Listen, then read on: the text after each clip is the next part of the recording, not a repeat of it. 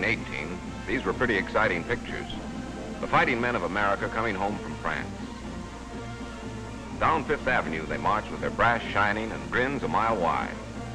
The crowds cheered and waved flags, and the doughboys home from Chateau Thierry and Belleau Wood planned on picking up their lives just where they'd left them. Only for a lot of them, it didn't work out that way. Not exactly. Some of these marching men wanted to go back to school, but discovered they didn't have the money. Others learned the jobs they'd left behind were gone, or if they were there, they didn't want them.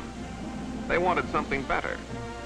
But for these returning soldiers, no legislation had been passed, nor any program mapped out to give them the break they deserved.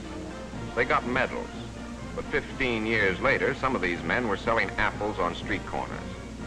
Others were known contemptuously as bonus marchers. What about this time, Mac? Are these Navy boys going to get the same sort of deal? What about this man who's fought the long, tough fight up Italy and has been knocked out? What's going to happen to him? Is it going to be the same for these GIs hitting the beach at Saipan? Or the Siegfried Line, or the Gothic Line, or any line that's needed hitting? When it's all over, is it going to be like last time for them? No, this time it's going to be different. Yeah? What makes you so sure? Because in Washington, there were a group of congressmen with long memories who were in the last war. They knew that when a man gets out of the Army or Navy or Marines, he's worried most about a job, an education, and a home. And that's why Congress, led by the President, passed the law, the Serviceman's Readjustment Act of 1944, better known as the GI Bill of Rights.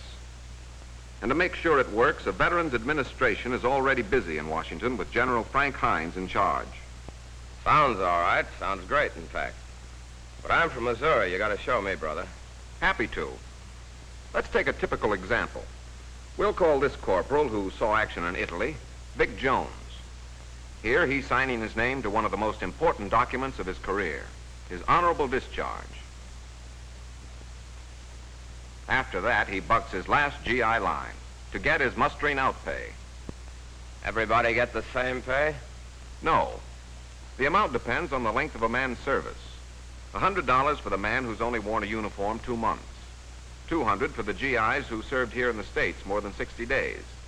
And $300 for the soldier who's been overseas, like Jones. He gets $100 now, another $100 in a month, and the last $100 in 2 months. Pretty nice, huh? After all, $100 is a lot of bucks. I'm not complaining, so far. But changing over from a GI to a civilian costs money. By the time a guy has bought himself a new outfit and looked around, trying to remember his saluting days are over, most of his dough is pretty well shot. What happens then? That's where the GI Bill of Rights comes in. Jones, by law, like every discharged soldier, must report back to his draft board. There, if he wants his old job back, he finds out if he's eligible and how to go about it. But suppose his ex-boss doesn't want to give him back his old job. If necessary, the local draft board will get the United States attorney to go to bat for the corporal at no cost. And his ex-boss will have to rehire him for at least a year. If not at his old job, then one with equivalent seniority, status, and pay. Not bad, not bad. But what about the guy who was unemployed before he entered the Army? And what about a guy like Jones here who wants a better job than when he went in? The United States Employment Service has 1,500 offices throughout the country with a special Veterans Employment Representative to assist ex-soldiers in finding the right job. But what if the right job doesn't turn up so fast and he's unemployed for a while? Then, like Tabor here, who's eligible, he receives unemployment insurance, $20 a week up to a maximum of 1 year, depending on his length of service. Or take the case of a man like Albert Falk, who goes into his own business after he's discharged. If things are a little slow in getting started, and he's earning less than $100 a month, then through the GI Bill of Rights, he receives a check each month, making up the difference. You said something about an education.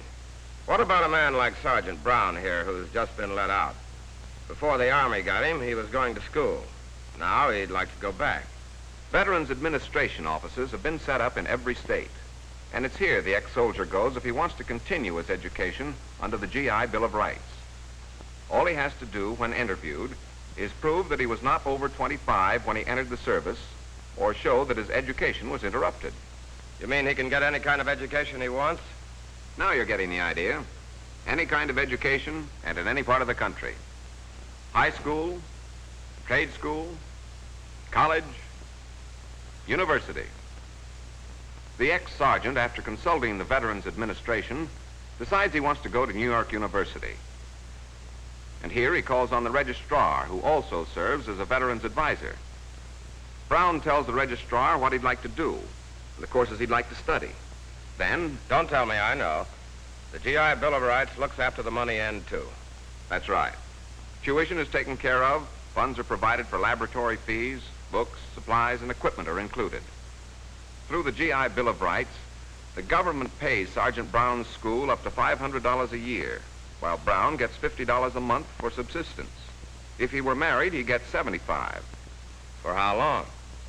Depending on the length of service. A veteran can go to school from 1 to 4 years. And if the ex-soldier's already completed college and wants to take a postgraduate course, such as law, there's nothing to stop him. Oh, yes, one more point. Every soldier or sailor should remember that refresher and retraining courses are open to everyone regardless of age. If a man wants to, he can brush up on his training or plan to take new courses. Nice house, isn't it? Sure, it's nice. And if I'm lucky, after I get out, in 5 or 10 years, I'll have one pretty much like it. Well, George Tobin, just driving in, didn't have to wait any 5 or 10 years. As soon as he got out of the Navy, he applied to the Director of Finance, Veterans Administration in Washington. And they were able to help him get a loan by guaranteeing it up to $2,000. Of course, George, like every veteran, had to meet certain conditions, prove he was a reliable citizen. But he was able to do that all right. I guess I was all wrong about it being like last time. But wait a second. What about the beautiful blonde? Don't tell me the GI Bill of Rights guarantees every returning serviceman one of those, too. No, that's still up to the veteran. Just as it's up to him to take advantage of the GI Bill of Rights and not expect the government to come after him.